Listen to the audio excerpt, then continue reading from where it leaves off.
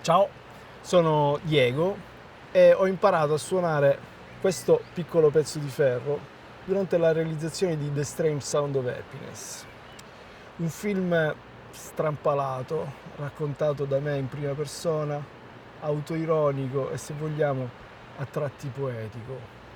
Il film nasce quel giorno in cui non avevo niente da fare e ho deciso di provare a suonare questo strumento. Una vibrazione ha scosso la mia scatola cranica, procurandomi un massaggio al cervello, una delicata carezza. In quel momento ho pensato che questo piccolo pezzo di ferro dall'enigmatica forma di chiave volesse dirmi qualcosa e quindi, un po' per gioco, ho provato ad ascoltarlo, a seguirlo ovunque mi avrebbe potuto portare. Ho deciso di crederci e, inseguendolo o seguendolo, sono arrivato fino alle lande desolate della Siberia. Esattamente sono arrivato in Yakuzia, un posto in cui questo strumento è considerato un oggetto magico.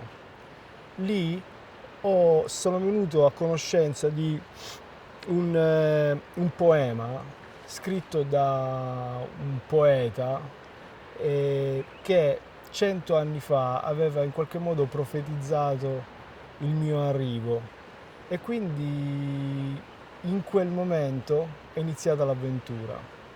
Chi guarda The Strange Sound of Happiness di solito sorride, oppure si lascia incantare dallo stupore di ciò che vede.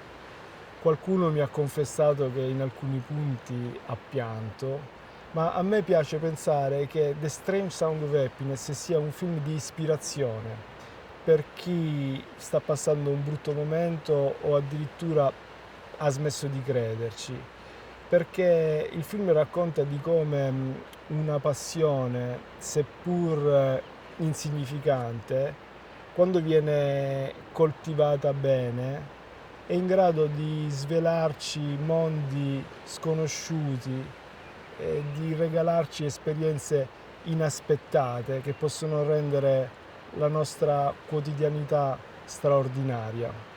E quindi accomodatevi sulle vostre poltrone più comode, se potete allacciate le cinture di sicurezza, perché io sto per augurarvi un grande viaggio con The Strange Sound of Happiness.